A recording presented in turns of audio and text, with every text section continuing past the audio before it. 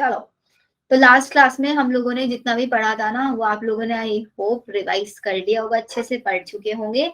आज का जो हमारा पहला टॉपिक स्टार्ट होता है, this one is plasmolysis. Anyone can explain what is plasmolysis? Shrinkage of cell. बता सकता है कोई प्लाज्मोलाइसिस क्या होता है?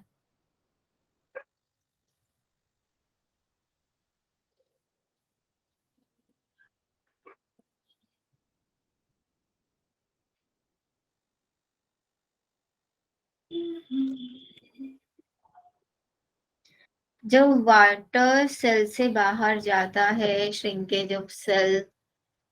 चलो देखते हैं। देखो, प्लाज्मोलाइसिस, प्लाज्मोलाइसिस का मतलब होता है किसी भी सेल की प्लाज्मा मेम्ब्रेन का श्रिंक हो जाना। और कोई भी सेल श्रिंक कब होती है? जब हम उसको कैसे सॉल्यूशन में रखते हैं? बच्चों चैट सेक्शन में नहीं, बोल के बताओ। If a plant cell hypertonic placed, exactly, hypertonic solution. कहाँ पे रखा? Placed in a hypertonic solution.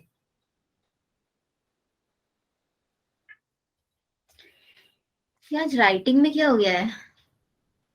Pen सही से वर्क नहीं कर रहा है। ऐसे ही लिख लोगे ना डेफिनेशन। प्लाज्मोलाइसिस का मतलब क्या होता है? अगर मैं किसी सेल को हाइपरटोनिक सॉल्यूशन में रखती हूँ, then water diffuse out of the cell. Cell के अंदर से सारा वाटर बाहर निकल जाएगा, तो मेरी सेल क्या हो जाएगी? श्रिंक हो जाएगी ना। And the shrinkage of cell is known as plasmolysis. जैसे कि ये देखो, मैंने एक बीकर लिया, उसके अंदर अपनी सेल रख दिया, तो सेल का सारा वाटर बाहर आ गया, सेल मेरी श्रिंक हो गई। लेकिन अगर मैं अपनी सेल को एक हाइपोटोनिक सॉल्यूशन में रख दूं, तब क्या होगा? स्वेल हो जाएगा, स्वेल हो जाएगा। हाइपो में रखा तो सेल स्वेल। अभी देखो, मेरा सेल प्लांट सेल है, स्वेल अप होने लग रहा है, उसके बाहर एक हार्ड सी सेल मेम्ब्रेन है या नहीं है? अब इस सेल जितना स्वेल होगा, सपोज करो प्लाज्मा मेम्ब्रेन के ऊपर इफेक्ट पड़ेगा, क्या सेल वॉल भी उसकी एक्सटेंड होगी? सेल वॉल एक्सटेंड नहीं होगी ना। अब यहाँ पे क्या है? देखो, मेरा सेल ना स्वेल होके ऐसा हो गया है। अब ये सेल और ज्यादा स्वेल होना चाहता है, तो अब ये एक प्रेशर लगाएगा किसके ऊपर? बाहर वाली है मेरी सेल वॉल। इस सेल वॉल के ऊपर ये एक प्रेशर लगाएगा, जिसकी वजह से सेल वॉल के ऊपर जो प्रेशर लगता है, उसी प्रेशर को हम क्या बोलेंगे बच्चों? यहाँ पे this pressure is known as turgor pressure. बताओ, ये क्लियर हुआ टर्गर प्रेशर क्या होता है? मैम लिखवा समझ नहीं आ रहा है बेटा, लिखवा रही हूँ। ये ना यहाँ पे मैंने क्या सोचा आज कि आप लोगों के ना एनसीईआरटी की पीडीएफ लेके आऊं, उसमें से कराती हूँ, बट पीडीएफ में ना अच्छे से लिखा नहीं जाता है। लेट मी चेक, मेरे पास पावर पॉइंट की प्रेजेंटेशन कहाँ तक है इसमें।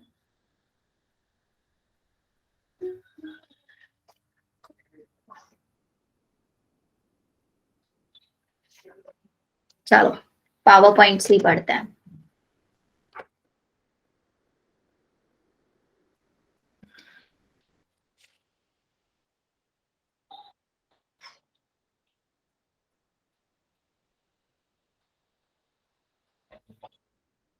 अभी देखना, तो अभी मैंने आप लोगों को बताया टर्गर प्रेशर क्या होता है। तो टर्गर प्रेशर का मतलब ये लिखा हुआ टर्गर प्रेशर की definition, when a cell is immersed in water. जब मैंने किसी भी सेल को किसी वाटर के अंदर इमर्स किया, then water enter into a cell. Cell के अंदर हमारा वाटर एंटर हो गया, ड्यू टू विच साइटोप्लाज्म और प्रोटोप्लाज्म एक प्रेशर अप्लाई करेगा सेल वॉल के ऊपर। That pressure is known as turgor pressure, या फिर हम इसको वॉल प्रेशर भी बोल सकते हैं। याद रहेगा ये डेफिनेशन? मैम एक बार दोबारा बता दो। बेटा मैंने ये बोला आपको कि टर्गर प्रेशर क्या होता है? अगर मैंने किसी सेल को हाइपोटोनिक सॉल्यूशन में रखूंगी तो मेरा सेल स्वेल हो जाएगा ना। हाइपोटोनिक सेल स्वेल हो जाएगा। सेल स्वेल होगा तो सेल के बाहर एक हार्ड सेल वॉल है प्रेजेंट, तो सेल कितना ज्यादा स्वेल अप हो पाएगा? जितना उसकी सेल वॉल होगी उतना ही। तो सेल तो और ज्यादा स्वेल अप होने की कोशिश करेगा ना, तो उस अपनी बाहर की वॉल्स पे वो एक प्रेशर लगाएगा ना प्रेशर, कि सेल वॉल आप भी थोड़ा सा शिफ्ट हो जाओ ताकि मुझे ज्यादा स्पेस मिल जाए स्वेल होने के लिए। लेकिन सेल वॉल तो अपनी जगह से नहीं हिलेगा, बिकॉज सेल वॉल तो बहुत हार्ड होता है। इसकी वजह से सेल मेम्ब्रेन हमारी सेल वॉल के ऊपर एक प्रेशर अप्लाई करेगी, उसी प्रेशर को टर्गर प्रेशर हम बोलते हैं। आया समझ में? Yes ma'am. और किसी को कोई डाउट है? कुछ doubt?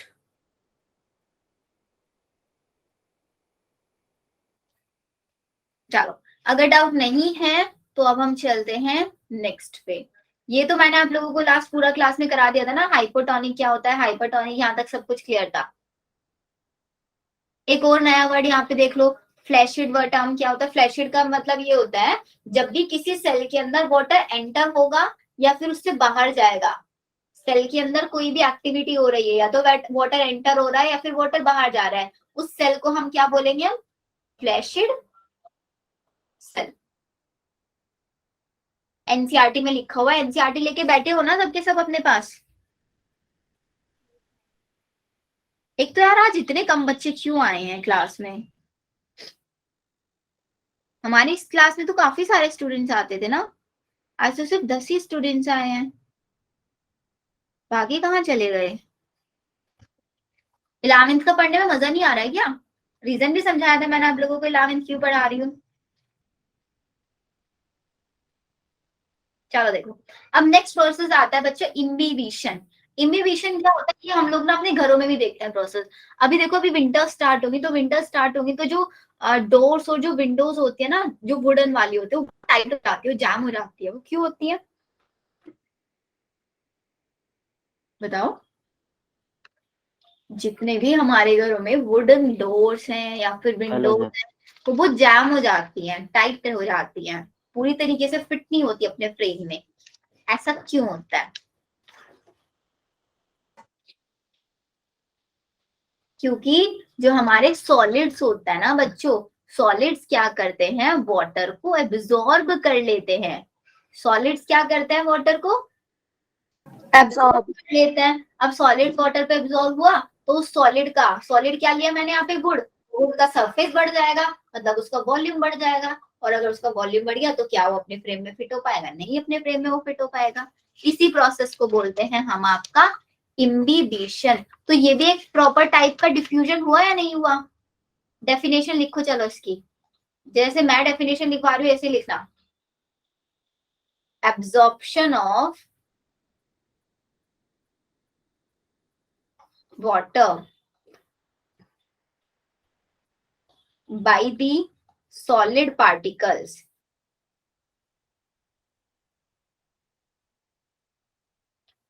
of an adsorbent causing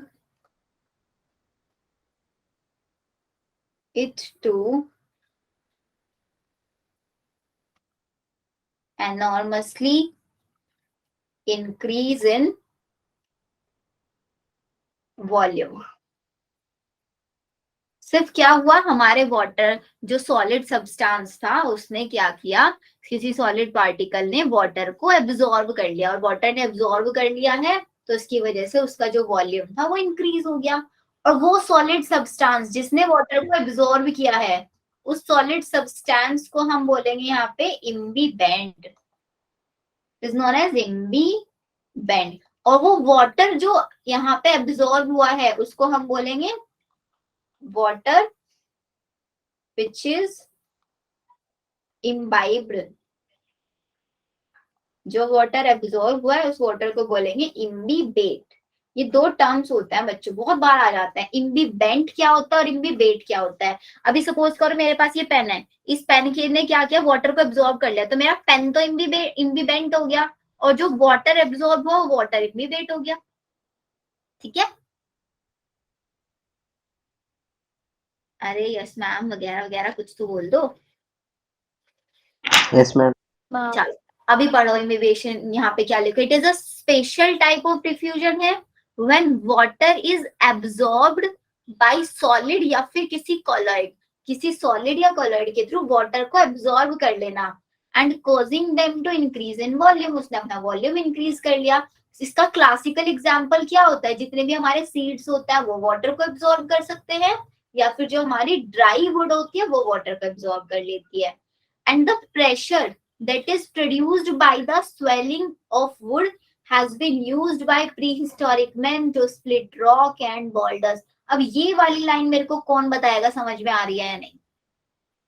मतलब इस इम्बिबेशन के प्रोसेस को यूज करके ना, जो प्री हिस्टोरिक मैन मतलब जो पहले टाइम के लोग होते थे ना, वो रॉक्स को तोड़ने में हेल्प करते थे। कैसे हेल्प करते थे दिखाओ, देखो ये मेरे पास एक बड़ी सी रॉक है, इस रॉक के अंदर क्या हुआ है, क्रैक आ गया है छोटा सा, और मेरे को क्या चाहिए कि मैं इस रॉक को ना दो पार्ट्स में डिवाइड कर दूं। तो पता मैं क्या करूंगी, यहाँ पे बहुत सारी वुड डाल दूंगी ऐसे जहां पे क्रैक आ गया है, और ऊपर से डाल दूंगी क्या, वाटर। अब वाटर डाला तो वुड डाला, अब वुड क्या करेगा, वाटर को एब्जॉर्ब कर लेगा। वुड क्या करेगी, स्वेल करेगी। जैसे जैसे वुड स्वेल करेगी, हमारा जो एक क्रैक था ये क्रैक और बढ़ता चला जाएगा, और हमारी फाइनली ये रॉक बीच में से टूट जाएगी। हुआ या नहीं? रॉक्स और जो बड़ी बड़ी चट्टाने होते हैं ना, बोल्डर्स, उनको ब्रेक करने में इस प्रेशर का यूज किया जाता था, जो प्रेशर वुड के स्वेल होने से प्रोड्यूस होता है। ठीक है, अभी देखो आज के टाइम में तो हम लोगों के पास इतनी सारी ड्रिलिंग मशीन्स और इतनी सारी इक्विपमेंट्स हैं रॉक्स को तोड़ने के, लेकिन पहले टाइम में नहीं होती थी ये। तो पहले टाइम में लोग नेचुरल चीजों का यूज करते थे। If it were not for the pressure due to imbibition, seedling would not have been able to emerge out of the soil into the open. They probably would not have been able to establish. If it were not for the pressure due to imbibition, seedling समझते हो, seed का germinate होना। Seed germinate किसकी वजह से होता है, seedling के अंदर से सीड निकलता है। तो सीडलिंग क्या होता है, सीडलिंग वाटर को एब्जॉर्ब कर लेगा, वाटर को एब्जॉर्ब कर लेगा तो स्वेलअप हो जाएगा, वो स्वेलअप होगा तभी उसके अंदर से हमारा सीड बाहर आता है। ये प्रोसेस भी हम लोग इम्बिबेशन में यूज कर सकते हैं। इम्बिबेशन क्या है, एक टाइप का डिफ्यूजन है, जहां पे वाटर मूवमेंट होता है एक कंसेंट्रेशन ग्रेडियंट के साथ। कंसेंट्रेशन ग्रेडियंट का मतलब हाई कंसेंट्रेशन से लो कंसेंट्रेशन, और अगर मैं अगेंस्ट कंसेंट्रेशन ग्रेडियंट बात कर रही हूँ तब क्या बोलोगे, लो से हाई, है ना, लो से हाई ना, बोलो मैत्री। Yes, ma'am. Yes, ma'am. And the seeds and the other sub materials have almost no water, hence they absorb water easily। मतलब इनके पास क्या होता है, इनके पास वाटर नहीं होता तो इसलिए वाटर को इजीली एब्जॉर्ब कर लेता है। Water potential gradient between absorbent and liquid imbibe, देखो वर्ड आ गया ना, जो लिक्विड इम्बाइब हुआ is essential for imbibition in addition for any substance to imbibe any liquid. Affinity between the absorbent liquid is also, ये सब line पूछनी है। सिर्फ इंपॉर्टेंट क्या है, इम्बिबिशन प्रोसेस क्या होता है, इम्बिबेंट और इम्बिबेट वर्ड आप लोगों को क्लियर होना चाहिए। इसका प्रेशर कहाँ पे यूज किया जाता है, ये लाइन इंपॉर्टेंट है बस। ठीक है, इसी को हाईलाइट कर लो, बाकी सब छोड़ दो। अब चलते हैं हम लोग अपने नेक्स्ट प्रोसेस पे, long distance transport of water. अब वाटर को ट्रांसपोर्ट कौन कराएगा बच्चों, साहिबा, सना, तब बोलो कौन कराएगा वाटर को एब्जॉर्ब या ट्रांसपोर्ट?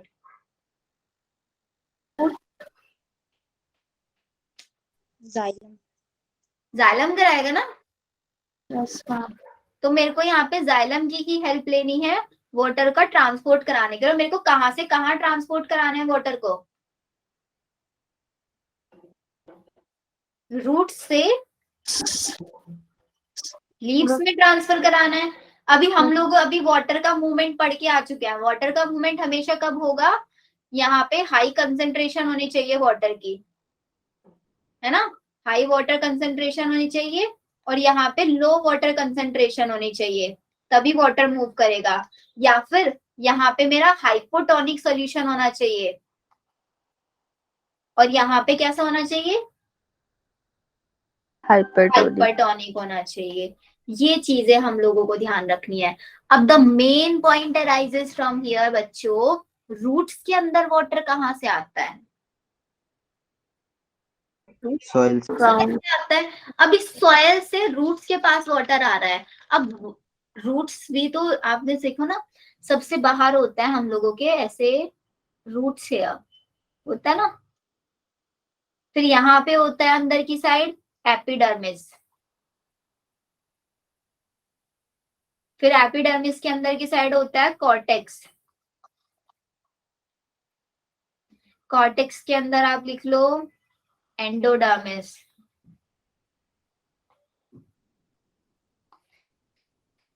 अभी ना आप लोगों ने एनाटॉमी नहीं पढ़ा है प्लांट्स का, अगर पढ़ते ना ये वाला डायग्राम आपको क्लियर होता बिल्कुल। पहले सबसे बाहर आपका क्या हुआ, एपिडर्मिस हो गया, एपिडर्मिस के अंदर आपका कॉर्टेक्स, फिर आपका एंडोडर्मिस, फिर इसके बाद यहाँ पे ऐसे प्रेजेंट होता है जाइलम एंड फ्लोएम, ऐसे जाइलम। तो अभी मेरे को वाटर देखो ना यहाँ पे, एपिड पहले तो मेरे को वाटर रूट हेयर्स तक लेके आना है, रूट हेयर्स तक आके रूट हेयर्स ने वाटर को एब्जॉर्ब कर लिया, एब्जॉर्ब करके वो वाटर किसको देगा, कॉर्टेक्स को देगा, फिर कॉर्टेक्स वाटर किसको देगा, एंडोडर्मिस को देगा, फिर एंडोडर्मिस जाके वाटर किसको देगा, Xylem. को देगा। तभी तो जाइलम से वाटर लीव्स तक जा पाएगा ना, ये वाला पॉइंट भी हम लोगों को देखना है यहाँ पे, तभी जाइलम तक जा पाएगा।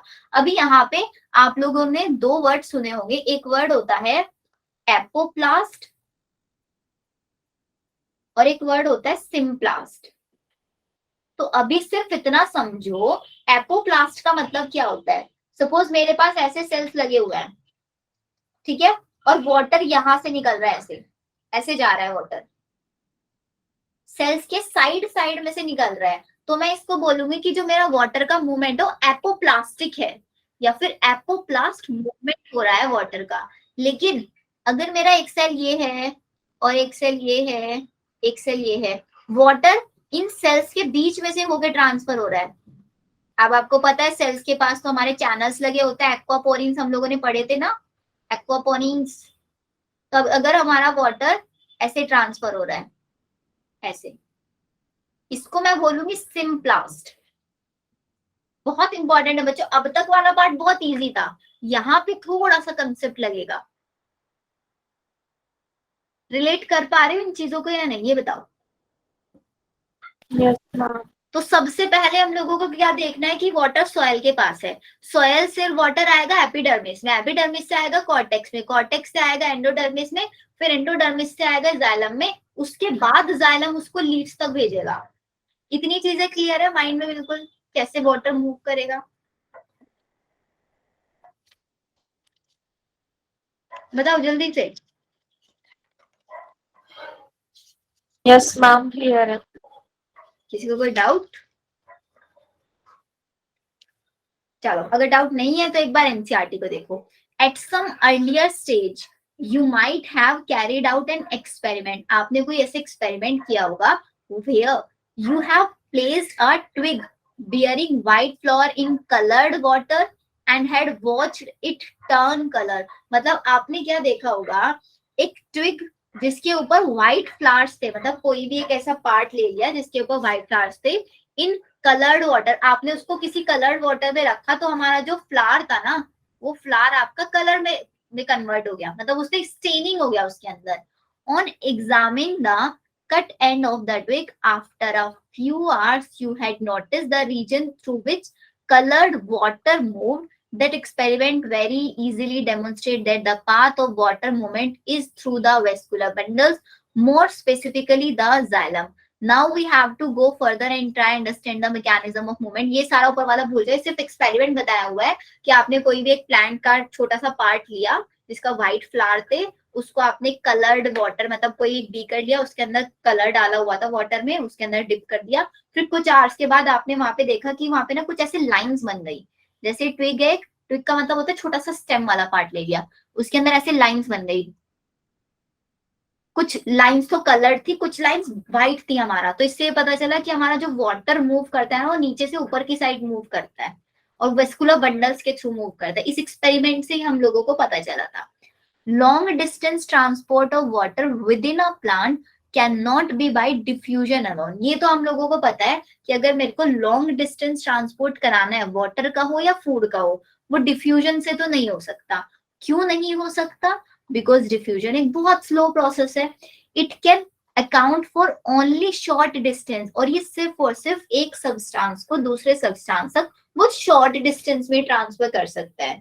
For example, the movement of molecule across A typical plant, अगर मेरा कोई प्लांट जो है 50 माइक्रोमीटर की उसकी हाइट है, तब तो ये काम कर जाएगा, और उसमें भी उसको 2.5 सेकेंड लगेंगे। व्हाट अबाउट जो ऐसा मैंने कोई प्लांट ले लिया जिसकी हाइट 1 मीटर की होती है, और ऐसे भी मेरे पास प्लांट्स है जिनकी हाइट 100 मीटर्स की होती है, होता है ना ऐसे भी प्लांट, तो उनके अंदर तो इसको आवर्स लग जाएंगे बहुत, तब तक तो हमारा लीफ वाले पार्ट डेड ही हो जाएंगे। हो सकता है ना। तो सिर्फ इन्होंने ये बोला कि लॉन्ग डिस्टेंस ट्रांसपोर्ट के लिए हम क्यू जाइलम का यूज करते हैं, डिफ्यूजन के थ्रू क्यों नहीं हो सकता? बिकॉज डिफ्यूजन को अगर मेरे को 50 माइक्रोमीटर तक भी वाटर को ट्रांसफर कराना है ना, तो उसमें 2.5 सेकेंड लग जाएंगे, और अगर मेरे को 1 मीटर में भी कराना है तो उसमें तो बहुत सारा टाइम लगेगा। फिर मेरे को 100 मीटर में कराने में तो पता नहीं कितना टाइम लग जाएगा। ठीक है,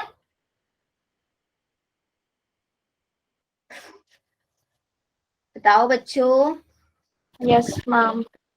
चलो, फिर इसके बाद आता है in large and complex organisms often substances have to be moved to long distance। अब जितने लार्ज साइज के और कॉम्प्लेक्स टाइप के प्लांट्स है उनके अंदर तो मेरे को लॉन्ग डिस्टेंस कराना है। Sometime the site of production or absorption and the site of storage are too far from each other. ये वाली लाइन में क्या लिखा हुआ है इन्होंने कि जिस सब जहां पे प्रोडक्शन हो रहा है, वाटर का प्रोडक्शन कहाँ पे हो रहा है? रूट्स में। द रूट्स ही तो वाटर को ले लिया बाहर से, और मेरे को उसको कहाँ तक लेके जाना है? लीव्स तक लेके जाना है। तो रूट और लीव्स की डिस्टेंस बहुत ज्यादा दूर दूर हो सकती है बहुत सारे केसेस में, तो इसलिए मेरे को लॉन्ग डिस्टेंस ट्रांसपोर्ट सिस्टम की ही जरूरत होगी, बिकॉज मेरे को लॉन्ग डिस्टेंस मूवमेंट कराना है at a much faster rate, बहुत फास्ट रेट से भी मेरे को कराना है मूवमेंट। अब मूवमेंट जाइलम किस किस का कराता है? लास्ट क्लास में बताया था, वाटर के साथ साथ कुछ मिनरल्स भी यहाँ पे ट्रांसफर होंगे। वाटर भी ट्रांसफर होगा और मिनरल्स भी ट्रांसफर होगा। यहाँ पे हम बच्चों दो वर्ड्स की बात करते हैं, एक होता है मेरे पास मास फ्लो और एक होता है मेरे पास bulk flow. What do you understand by mass flow and bulk flow? कभी रिवर को देखा है एकदम फ्लोइंग वाटर? फ्लोइंग वाटर के अंदर आप कुछ भी वेस्ट मटेरियल डाल दो या कुछ भी सब्सटेंस डाल दो, तो जैसे जैसे वो वाटर फ्लो होता है ना, अपने साथ वो सारे सब्सटेंस को लेके चलता है, चलता है ना। वहीं से ये वाला कंसेप्ट आया हमारा कि जैसे रिवर फ्लो करती है, उसके अंदर कुछ भी वेस्ट मटेरियल है, कोई भी बॉडी है, या जैसे वो होता है ना फ्लड आते, फ्लड के अंदर कैसे पूरे के पूरे घर होते हैं, वो पूरे के पूरे आपके बह जाते हैं, होता है नहीं? ऐसे यहाँ पे होता है। तो इन्होंने बोला कि जो वाटर है वो कॉन्स्टेंटली मूव करता है। अगर हमें किसी भी सब्सटेंस को मूव कराना है, सब्सटेंस का जो ट्रांसपोर्टेशन होता है वो उसी वाटर के मूवमेंट के थ्रू हो जाता है, उसी के फ्लो के थ्रू होता है। आ रही है चीज समझ में? कैसे वाटर मूव करता है तो अपने साथ जो भी सब्सटेंस उसके रास्ते में आएगा सबको लेके चला जाएगा,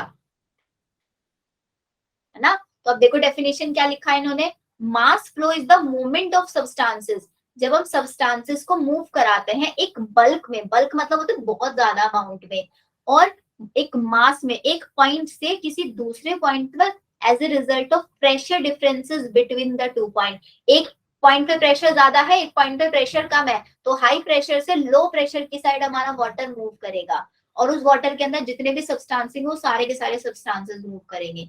So it is a characteristics of mass flow that substances whether in solution या फिर वो suspension में है या swept away along at the same pace as in a flowing river। जैसे एक flowing river के अंदर होता है, जितने भी substances होते हैं, कुछ भी होता है, वो सब flow करते हैं, ऐसे ही plants के अंदर भी आपका water, minerals और जितने भी substances वो सब flow करते हैं।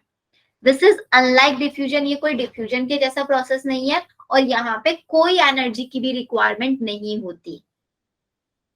ठीक है, this is unlike diffusion where different substances move independently move करते हैं और कंसंट्रेशन ग्रेडियंट के अकॉर्डिंग मूव करते हैं। Bulk flow can be achieved either through a positive hydrostatic pressure gradient or a negative hydrostatic pressure succession through a straw. अब ये स्ट्रो वाला और गार्डन, स्ट्रो वाला आप समझ सकते हो, आपने ग्लास में लिया जूस, आप पी रहे हो, स्ट्रो से पी रहे हो, तो स्ट्रो से आप ऊपर की साइड से प्रेशर लगाते हो तभी तो वाटर ऊपर की साइड मूव करता है, नहीं करता है? आपने नॉर्मली क्या लिया, ग्लास में वाटर लिया और ऊपर से ऐसे स्ट्रो डाल दिया, आप उसको स्ट्रो पे ऐसे अपने लिप्स लगाए होगा, क्या वाटर ऊपर की साइड मूव करेगा? जूस है जो आपका मूव करेगा ऊपर की साइड, स्ट्रॉ में नहीं आएगा ना, जब तक आप उस पर कोई प्रेशर नहीं लगाओगे। तो सेम कंसेप्ट यहाँ पे भी तो अप्लाई हो सकता है ना, कि मेरे को क्या करना है, एक हाइट पे वाटर को लेके जाना है, नीचे रूट्स है, ऊपर लीव्स है, तो लीव्स को अपने अंदर से कुछ ना कुछ प्रेशर लगाना पड़ेगा, तभी तो वाटर ऊपर की साइड ट्रांसफर होगा। तो जो प्रेशर हमारी लीव्स लगाती है ना, उस प्रेशर को ही बोल रहे हैं that pressure is known as hydrostatic pressure. आया समझ में कुछ? बहुत ज्यादा छोटा लग रहा है ना? मैम आ गया। क्वेश्चंस करोगे तब मजा आएगा, अभी लगता है थोड़ा सा ये। फिर इसके बाद आता है the bulk movement of the substances. जब आप सब्सटेंसेस का बल्क मूवमेंट कराते हैं लॉन्ग डिस्टेंस वाला, उसको ट्रांसलोकेशन बोलता है, ये तो हम लोगों को पता ही है। Do you remember studying cross section? देखो वही चीज आ गया, अभी मैं बता रही थी ना कि हम लोग एनाटॉमी में पढ़ते हैं ये रूट सिस्टम और लीव्स और हायर प्लांट्स के जो रूट स्टेम लीव्स है, इन सब के क्रॉस सेक्शन देखते हैं, मोनोकोट का अलग, डाइकोट का अलग, इनके अंदर पूरा वेस्कुलर सिस्टम्स पड़ता है। तो वहां पे जाइलम एंड फ्लोएम पता लगता है। जाइलम क्या होता है? Associated with translocation, water, minerals और कुछ ऑर्गेनिक नाइट्रोजन हॉर्मोन्स, इन सब का ट्रांसपोर्टेशन कराता है। कहाँ से? रूट्स से लीव्स तक ट्रांसफर। लीव्स को इन्होंने लिखा है aerial parts of the plants, plants के जो एरियल पार्ट्स हैं। एंड फ्लोएम क्या करता है? ऑर्गेनिक मतलब फूड और इनऑर्गेनिक सॉल्यूट्स का ट्रांसफर कराता है लीव्स से पूरी बॉडी के, प्लांट बॉडी के अलग अलग पार्ट्स में। ये चीजें तो वही है पुरानी जो हम अब तक पढ़ चुके हैं। अब बात आती है how do plants absorb water. Exactly plants water को एब्जॉर्ब कैसे करते हैं, जो अभी मैंने आप लोगों को कंसेप्ट समझाया। सबसे पहले हमारा जो वाटर है वो रूट हेयर्स के पास आएगा, रूट हेयर्स से कहाँ पे जाएगा? एपिडर्मिस में जाएगा, एपिडर्मिस से कॉर्टेक्स में आएगा, कॉर्टेक्स से एंडोडर्मिस में आएगा, एंड एंडोडर्मिस से जाइलम में आएगा।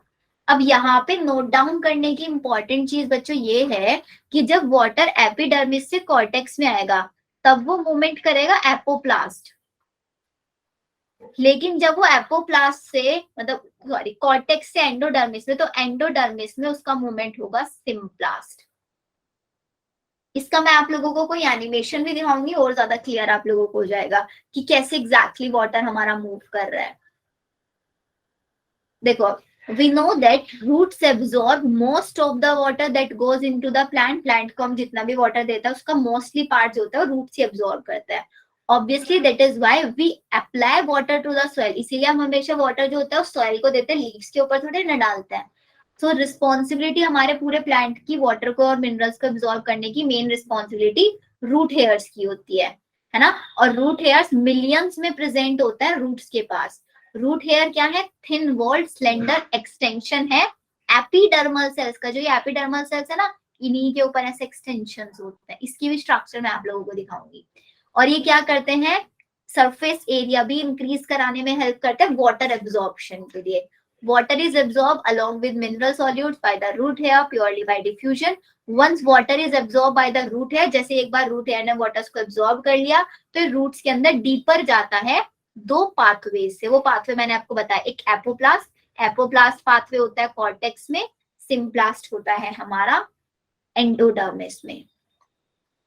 अब यहाँ पे देखो, यहाँ पे समझ में आएगा आप लोगों को। ये डायग्राम ध्यान से देखो, अगर मेरा वाटर ऐसे मूव कर रहा है, देखो ये हमारा बीच में सेल है, ये सेल की सेल मेम्ब्रेन या प्लाज्मा मेम्ब्रेन, और बाहर है सेल वॉल, ठीक है। और वाटर मेरा यहां से ऐसे मूव कर रहा है, मतलब सेल के अंदर एंटर नहीं हो रहा है, ये चीज ध्यान से देखना। सेल वॉल के थ्रू में जा रहा है, ऐसे गया, यहाँ पे ऐसे गया, ये ऐसे ट्रांसफर हो रहा है। तो ये कौन से वाला मेथड हुआ मेरा, एपोप्लास्ट या सिम्प्लास्ट? जब सेल के अंदर एंटर नहीं हुआ, या तो सेल के बाहर से ही एंटर हुआ है या सेल की वॉल के थ्रू एंटर हो रहा है। Apoplast. This is known as apoplast. Exactly बेटा, पेरिसाइकिल क्या होता है ना, मैं आपको अभी डायग्राम दिखाऊंगी पूरा क्रॉस सेक्शंस वाला, वहां पे बताऊंगी, ठीक है। डुक में एंडो के बाद, हाँ एंडो के बाद पेरिसाइकिल हो, पेरिसाइकिल के अंदर से ही होगा, क्लियर हो जाएगा आपको, डोंट वरी डायग्राम से। अभी आप लोगों ने 11th वाले चैप्टर्स रिवाइज नहीं होंगे ना, तो ये हुआ एपोप्लास्ट। और अगर मेरा सेल के अंदर से एंटर होते हुए जा रहा है, उसको हम क्या बोलेंगे, सेल। यहाँ पे कि कैसे सिम्प्लास्ट के थ्रू एंटर हो रहा है, तो एपोप्लास्ट में आप क्या लिखोगे, apoplast is the system of adjacent cell walls that is continuous throughout the plant. एक सेकेंड, ये बड़ी हैवी सी लाइन लग रही होगी ना, इसको सिंपल लैंग्वेज में लिख लो। चलो लिखो, पहला पॉइंट लिखो, apoplast pathway.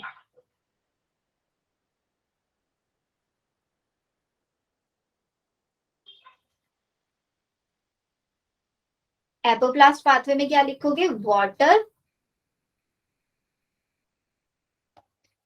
Ma'am Casparian strip क्या है बेटा, सारा दिखाऊंगी। अभी जब मैं आपको ना एनाटॉमी वाले स्ट्रक्चर्स दिखाऊंगी ना, रूट ऑफ स्टेम की, वहां पे सारी चीजें आपको क्लियर हो जाएंगी कि पेरिसाइकिल क्या है, कैस्पेरियन स्ट्रिप्स क्या है, सब।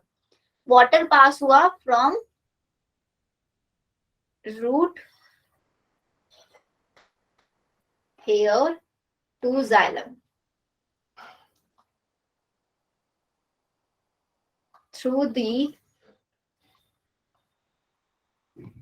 Walls of intervening cells. समझते हो, जो आपस में एडजेसेंट सेल्स होती है ना, उनको इंटरवीनिंग सेल्स बोलते हैं। विदाउट क्रॉसिंग साइटोप्लाज्म, मतलब बिना सेल के साइटोप्लाज्म में एंटर हुए, अगर दो सेल के पास से वाटर फ्लो होता है, that moment is known as apoplast pathway. और एपोप्लास्ट पाथवे कहाँ पे देखने के लिए मिलता है मेरे को, कॉर्टेक्स वाले रीजन में देखने के लिए मिलता है। फिर नेक्स्ट आता है मेरे पास symplast pathway.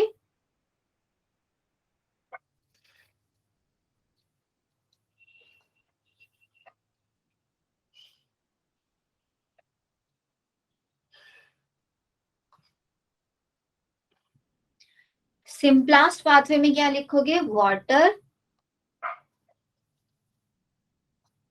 passes from cell to cell। कहां से पास होता है, थ्रू प्रोटोप्लाज्म। ये डेफिनेशंस लिख लो, लिखो जल्दी से।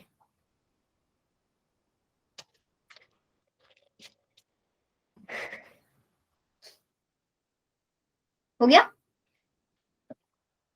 Yes, ma'am. चल अभी हो गया। अभी समझ में आएगा कि एपोप्लास्ट क्या है, द सिस्टम ऑफ दो एडजेसेंट सेल वॉल्स के अंदर से अगर हमारा वाटर पास हो रहा है कॉन्टिन्यूअस मैनर में through out the plant, accept at the Casparian strip. इनकी कैस्पेरियन स्ट्रिप, कैस्पेरियन स्ट्रिप ये स्ट्रिप्स होती है ऐसे।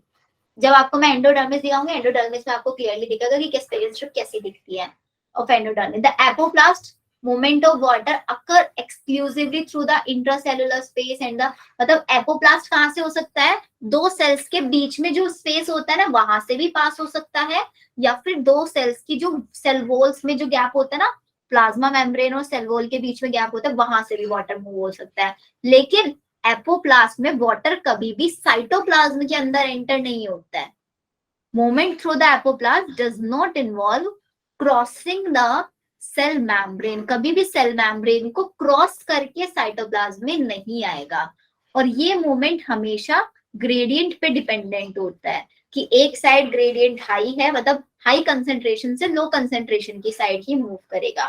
एपोप्लास्ट में does not provide any barrier, वो वाटर मूवमेंट के लिए कोई बैरियर नहीं बनाता है। इस लाइन को समझो, इसका मतलब क्या है, यहाँ पे देखो, एक सेल मेरे पास ये है और एक सेल ये है,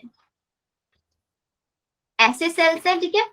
अब हम लोगों को बताया कि प्लांट सेल्स के अंदर क्या होता है, ऐसे सेल प्लेट का फॉर्मेशन होता है, एडजेसेंट सेल्स। तो मेरा वाटर यहाँ पे ऐसे मूव कर रहा है, ऐसे मूव कर रहा है वाटर। तो वाटर के अंदर जितने भी सब्सटेंसेस है वो तो सारे के सारे जाएंगे, नहीं जाएंगे जाइलम तक। क्या फिल्टर होके जा रहा है यहाँ पे कहीं पे वाटर, आप सोचो, एक जगह से रिवर का वाटर आ रहा है, उस रिवर के वाटर के अंदर इतने सारे कूड़ा कचरा और जितना भी इंडस्ट्रियल वेस्ट है सब कुछ भरा हुआ है, बड़े बड़े पाइपलाइन से, उन पाइपलाइन से डायरेक्टली ऐसी वाटर पास हो रहा है, तो जितना वो कूड़ा कचरा सारा का सारा जाएगा, नहीं जाएगा आगे तक? जाएगा ना। अभी लेकिन मैंने क्या कर दिया, वहां पे जो पाइपलाइंस थी उन पाइपलाइंस के आगे फिल्टर लगा दिया, तो फिल्टर लगाने से क्या हुआ हमारा कि जितना बड़ा बड़ा वेस्ट मटेरियल था वो सारा का सारा वहीं पे रुक गया, आगे सिर्फ वाटर वाटर गया या नहीं गया? दो केसेस है, एक तो मैं पानी को डायरेक्टली ऐसे ही पास ऑन करा दूं, जो भी सब्सटेंस है सबको भेज दो जाइलम के पास। एक केस वो होता है कि मैं वाटर के अंदर से जितने असेंशियल एसेंशियल चीजें हैं उनको ट्रांसफर कराऊं जाइलम तक, है नहीं है यहाँ पे? तो एपोप्लास्ट में क्या कोई बैरियर है? एपोप्लास्ट में तो जैसा वाटर बेचारा ऐसा कैसे जाइलम तक पहुंच जाएगा, लेकिन जो सिम्प्लास्ट है, अब आपको पता है सिम्प्लास्ट में water cell to cell move करता है, और सेल टू सेल मूव करने के लिए यहाँ पे एक्वापोरिन्स होते हैं, उन पोरिन्स के थ्रू पास होता है। क्या एक्वापोरिन्स वाटर के अंदर कुछ भी आ जाए सबको पास ऑन होने देगा? No, ma'am. नहीं होने देना का ना। तो इसका मतलब जो ये वाटर यहाँ पे सेल टू सेल मूव कर रहा है with the help of symplast movement, जो ये दिखा रहा है, ये मेरे लिए बहुत इंपॉर्टेंट है। क्यों इंपॉर्टेंट है? बिकॉज ये मेरे को वाटर को सिलेक्टिव बना के दे रहा है।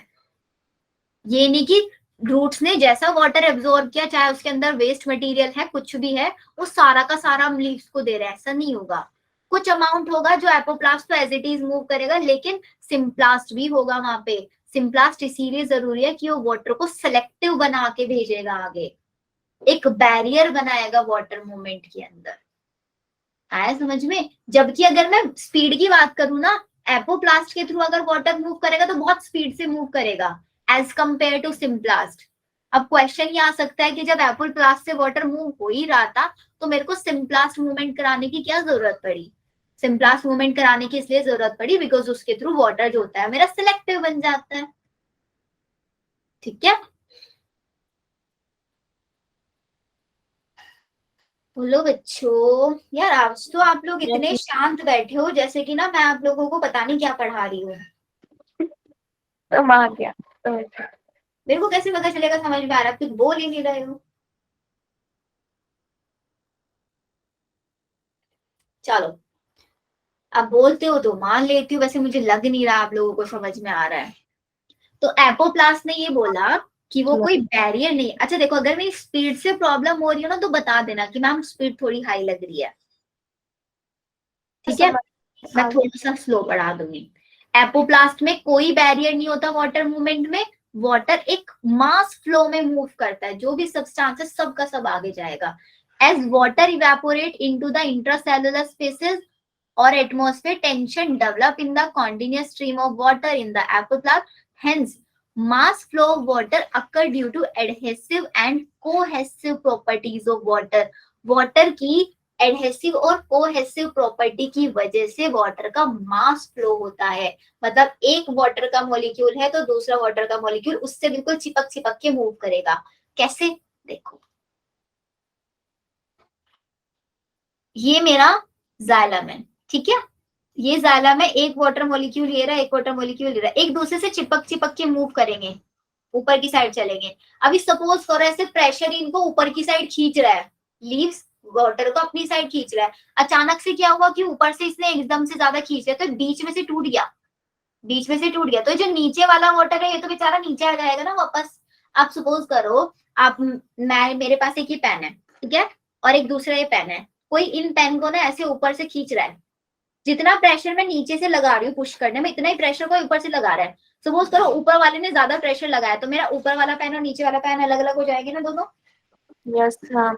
अलग हो जाएंगे। तो इसका मतलब जो वाटर मूव करता है ना वो एडहेसिव, एडहेसिव एक दूसरे से चिपक चिपक के, कोहेसिव एक कॉपरेट मैनर में मूव करता है। अभी सपोज करें तीनों के तीनों पेन है, तीनों के तीनों पेन ऐसे मूव करते चले जाएंगे, लेकिन अगर मैंने नीचे से ज्यादा प्रेशर लगाया कुछ नहीं लगेगा, ऊपर वाले ने ज्यादा प्रेशर लगाया तो अलग हो जाएंगे। यस ये बात है बस यहाँ पे, ठीक है? तो जो वाटर है वो एक कोहेसिव प्रॉपर्टी और एडहेसिव प्रॉपर्टी की वजह से मूव करता है। Clear?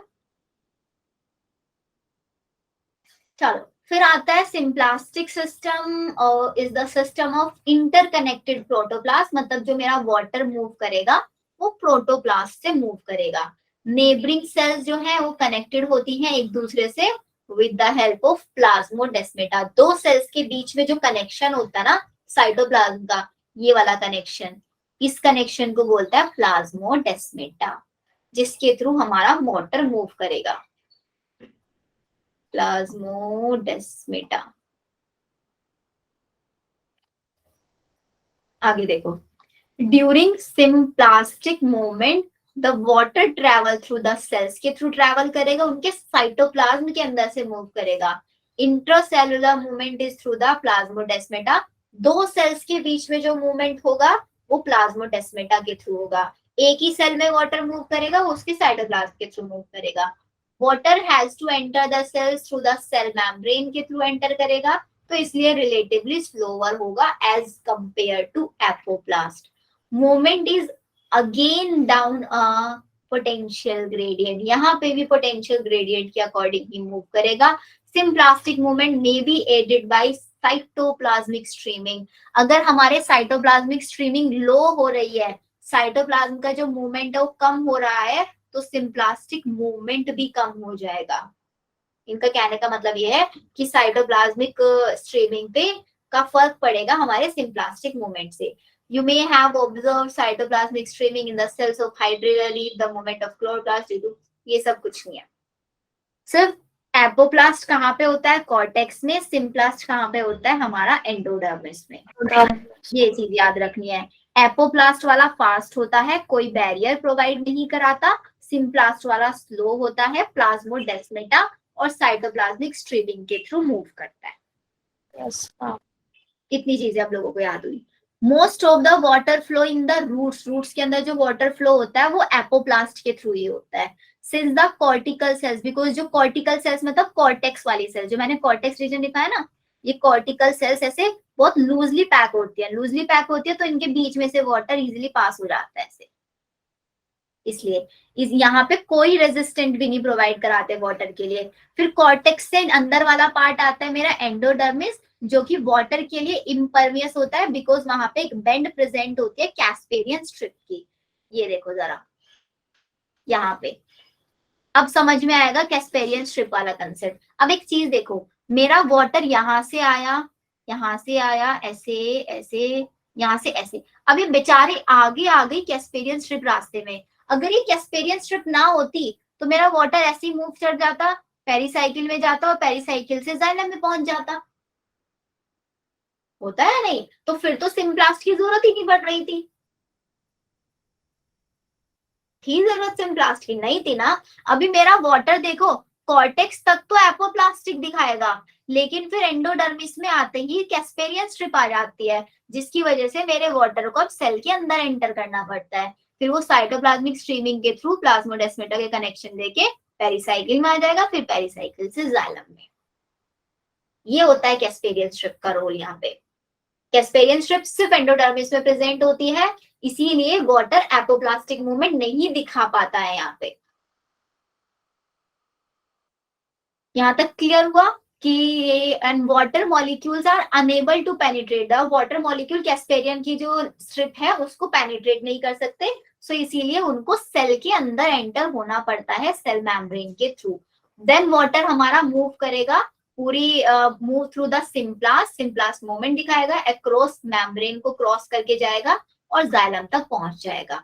Movement of water through the root layer is ultimately symplastic in the endodermis, this is the only way water and other solutes can enter the vascular system। अगर हमें water को enter कराना है, सिर्फ यही एक तरीका है। कॉर्टेक्स तक तो एपोप्लास्टिक मूवमेंट दिखाओ और आगे जाके कैस्पेरियन स्ट्रिप आ गई, इसलिए सिम्प्लास्टिक मूवमेंट करो और वाटर को जाइलम तक पहुंचा दो। आगे जाइलम अपना काम खुद कर लेगा, आगे कुछ नहीं करना पड़ता हम लोगों को, ठीक है। चलो, once inside the xylem water is again free to move between cells as well as through them। मतलब एक बार वाटर जाइलम में पहुंचा तो वो हर एक जाइलम के अंदर भी अलग अलग सेल्स होती हैं हमारी, उन सेल्स के अंदर बहुत इजीली वो मूव कर जाता है। जितनी भी हमारी यंग रूट्स होती हैं water enter directly into the xylem vessels or tracheids. Young root से आने वाला वाटर xylem vessels और tracheids के अंदर एंटर कर जाता है डायरेक्टली. ये क्या है? नॉन लिविंग कंडक्टेंट्स है. So these are the part of the apoplast. The path of water and mineral ions into the root vascular system. इसको देखो, सिर्फ एक लाइन लिख लो यहाँ पे, एपोप्लास्ट. जो एपोप्लास्ट मूवमेंट है वो आपका किस किस के थ्रू हो सकता है? वेसल्स के अंदर भी हो सकता है और ट्रैकिड्स के अंदर भी हो सकता है, या फिर सेल वॉल के अंदर भी हो सकता है, या फिर इंटर सेल्यूलर स्पेस के थ्रू भी हो सकता है. और इंटरसेल्युलर स्पेस सबसे ज्यादा किसके अंदर होता है? कॉर्टिकल सेल्स के अंदर होता है. कॉर्टिकल सेल्स मतलब कॉर्टेक्स वाला पार्ट. इन 4 रीजंस के थ्रू हमारा एपोप्लास्टिक मूवमेंट बहुत इजीली हो सकता है. ठीक है बच्चों, फिर से एकदम पिन ड्रॉप साइलेंट.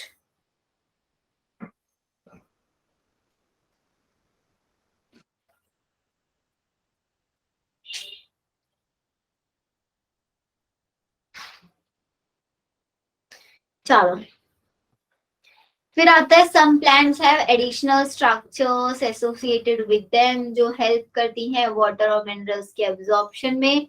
माइकोराइजा, बच्चों यहां से क्वेश्चन आता है. माइकोराइजा क्या होता है? What is mycorrhiza?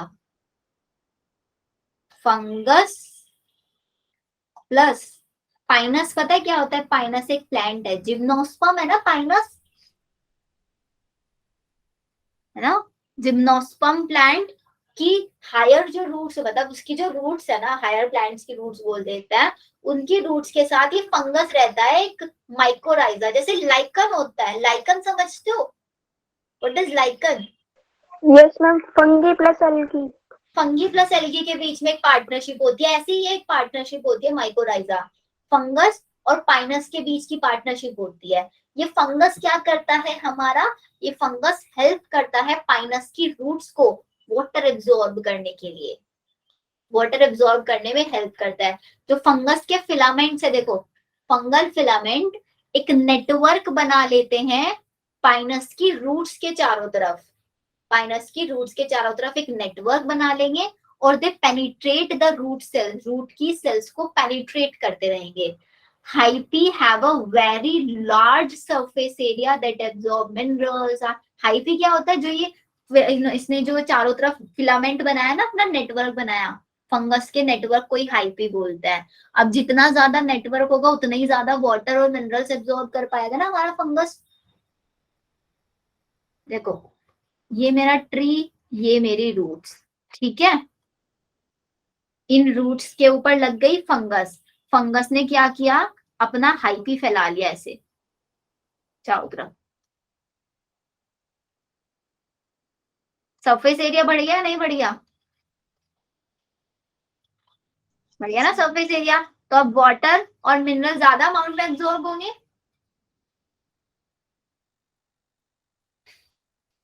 होंगे ना. तो वाटर से मिनरल से ज्यादा अमाउंट में एब्जॉर्ब होंगे.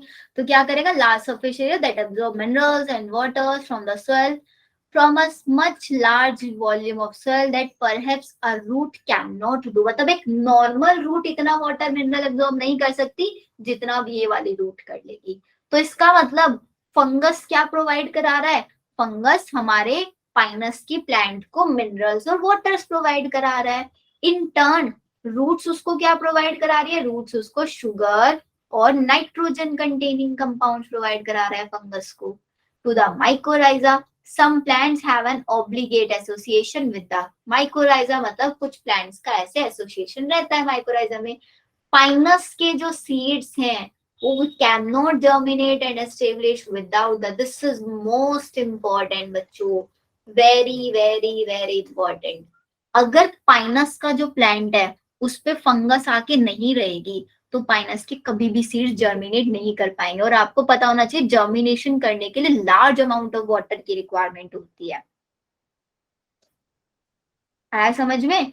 फंगस क्या कर रहा है? फंगस उसको मिनरल्स और वाटर प्रोवाइड करा रहा है ज्यादा अमाउंट में। क्यों उसको ज्यादा अमाउंट में वाटर चाहिए? क्योंकि जो पाइनस के सीड्स है उसको जर्मिनेट करने में बहुत ज्यादा वाटर की रिक्वायरमेंट होती है। अगर उसके पास वो उसकी जो रूट्स है वो माइक्रोराइजम में नहीं रहेंगी तो उसके सीड जर्मिनेट ही नहीं कर पाएंगे।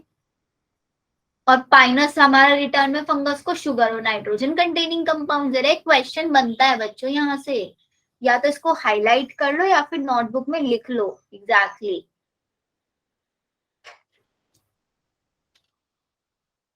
ठीक है, चलो इतना हम लोगों का हुआ क्लियर। अब हम चलते हैं आगे। लॉन्ग डिस्टेंस ट्रांसपोर्ट हो गया, how do plants absorb water हो गया हम लोगों का। अब water movement by a plant, पायरेशन।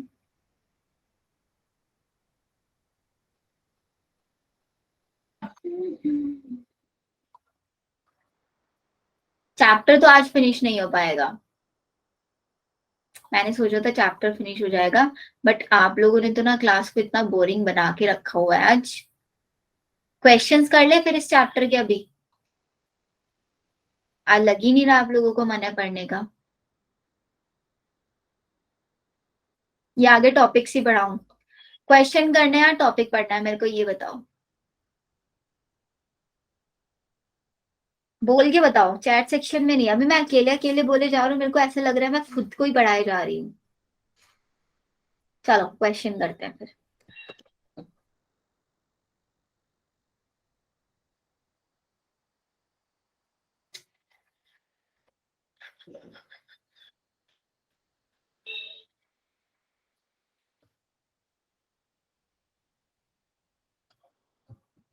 एक सेकेंड रुको, मैं क्वेश्चंस ओपन कर लूं।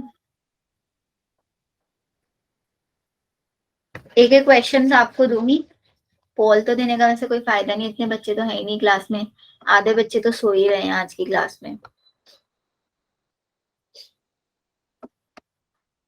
सो रहे हैं ना आज की क्लास में कुछ बच्चे? देखो, अभी भी नो मैम नहीं बोलना है।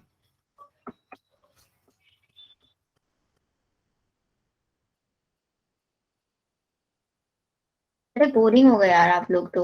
ये वाला बैच से इतना अच्छे से चलता था। एक तो इतने कम बच्चे हैं, आज ही ग्रुप में ना डांट सुनेंगे बच्चे मुझसे।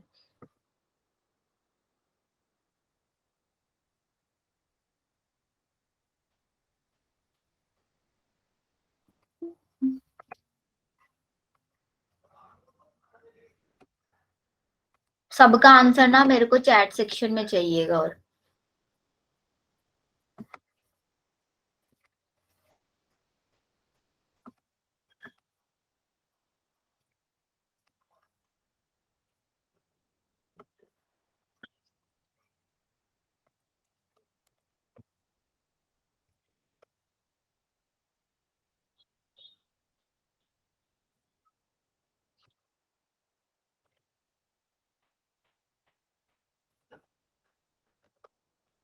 चलो जल्दी जल्दी से क्वेश्चंस करो।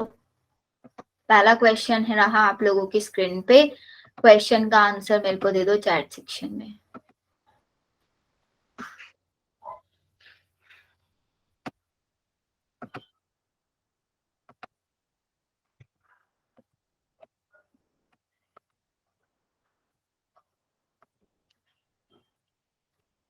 स्क्रीन विजिबल है ना?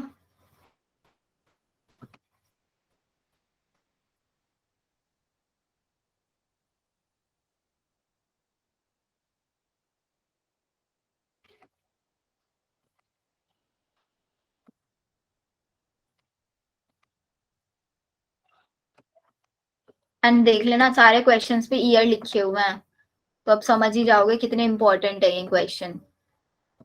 और प्लांट फिजियोलॉजी तो आप लोगों को पता ही है, वेटेज कितना अच्छा रहता है इसका।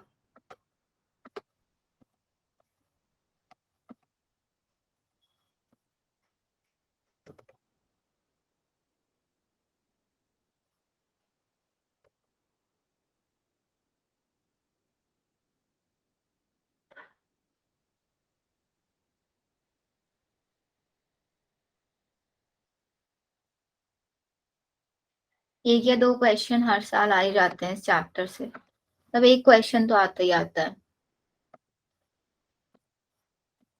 हो गए दोनों क्वेश्चन?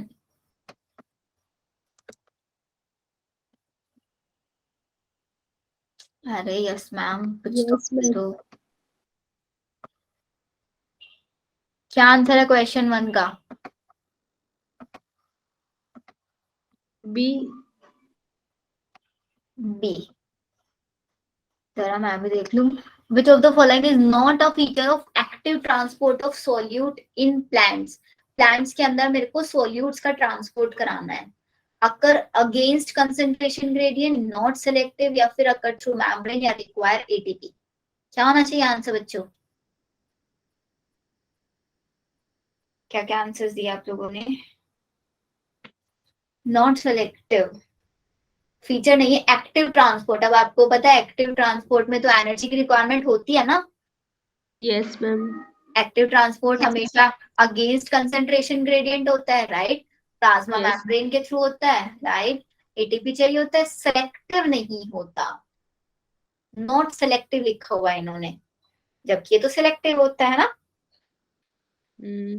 या which of the following criteria does not pertain to facilitated transport? Facilitated transport का कौन सा क्राइटेरिया यहाँ पे फिट नहीं होता? Facilitated transport, transport saturation point होता है, अपहिल होता है, एग्जैक्टली रिक्वायरमेंट ऑफ स्पेसिफिक होता है, हाईली सेलेक्टिव नहीं होता है ना। यस या मैम। सेलेक्टिव नहीं होता है। नेक्स्ट क्वेश्चन करो।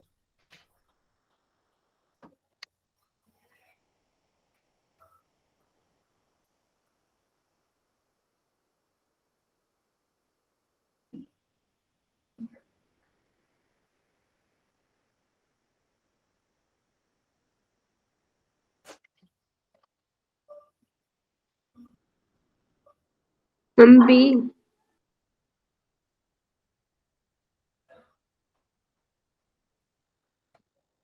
What will be the direction of flow of water when a cell placed in a hypotonic? Cell को एक हाइपोटोनिक सॉल्यूशन में रख दिया।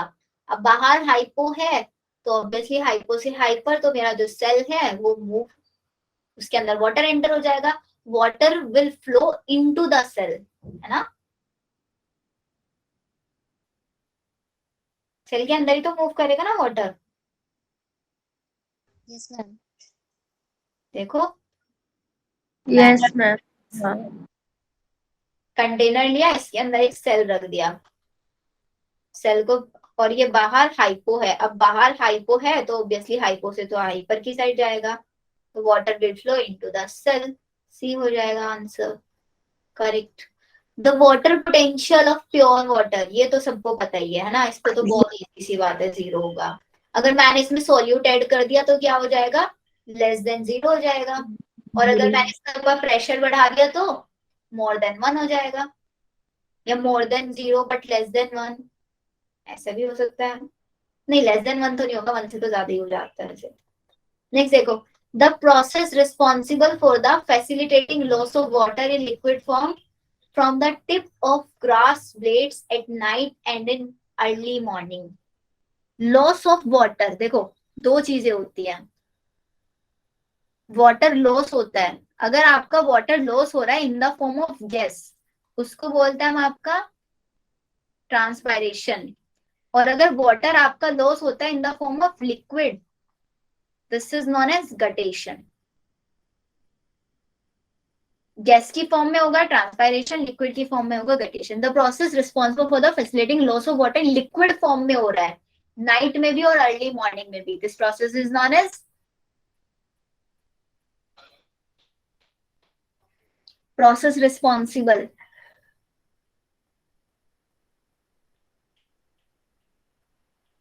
बताओ, ट्रांसपायरेशन तो नहीं हो सकता, ऑब्वियसली बात है। प्रेशर हो सकता है, नहीं हो सकता है? रूट प्रेशर, देखो अभी एक चीज बताई मैंने आप लोगों को, जाइलम के थ्रू ऐसे वाटर ऊपर की साइड मूव करता है। अगर सपोज करो ऊपर से प्रेशर बहुत ज्यादा लग गया तो हमारा जो वाटर का ट्रांसपोर्ट है बीच में से ऐसे टूट जाता है, तो जो टूट जाता है नीचे वाला वाटर नीचे रह जाता है, तो यही वाटर हमारा लॉस हो जाता है in the form of liquid.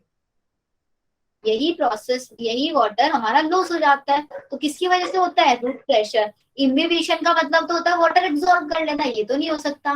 Plasmolysis का मतलब होता है कि सेल हमारा क्या कर जाए? स्वेल हो जाए, या स्वेल श्रिंक हो जाए सेल, है ना। देखो, अगर नहीं समझ में आते हैं क्वेश्चंस, ऑप्शंस देख लिया करो। ट्रांसपायरेशन में हम क्लियर है कि गैस की फॉर्म में होता है। इम्बिबिशन बताए वाटर एब्जॉर्ब होना, लॉस नहीं होता इम्बिबिशन में। प्लाज्मोलाइसिस का मतलब होता है सेल का श्रिंक हो जाना। तो बचा क्या? रूट प्रेशर बचा, है ना। नेक्स्ट देखो, जाइलम ट्रांसलोकेट। जाइलम किस किस को ट्रांसलोकेट करता है? 2019 में आया हुआ क्वेश्चन है ये। हम ए। वाटर को करता है, मिनरल्स सॉल्ट्स करता है, ऑर्गेनिक नाइट्रोजन नहीं करता ना। ऑर्गेनिक नाइट्रोजन कंपाउंड फ्लोएम करता है बच्चों, सी होगा,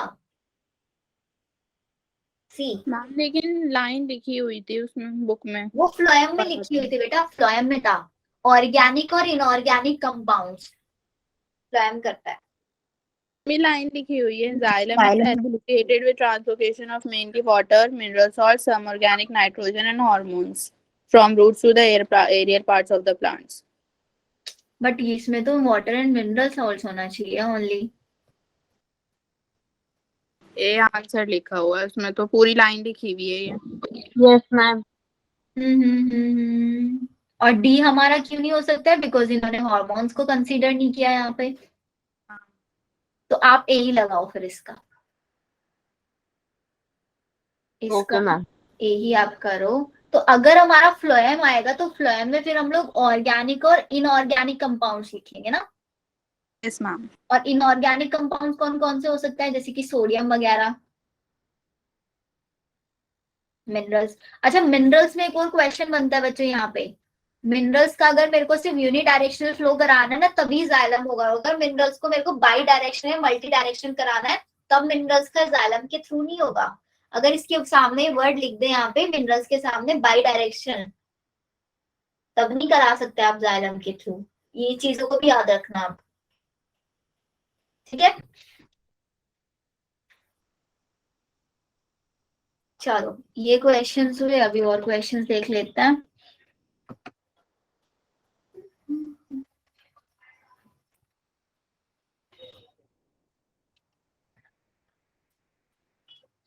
अभी तक इतने क्वेश्चंस बनता है जितना हम लोगों ने पढ़ा है।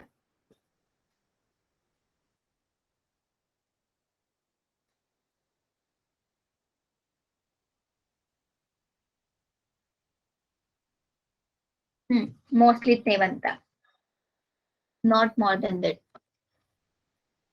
चलो फिर आज हम लोग इतना ही रखते हैं, आगे करेंगे नेक्स्ट क्लास में। Okay ma'am. नेक्स्ट क्लास में विल ट्राई चैप्टर फिनिश हो जाए, और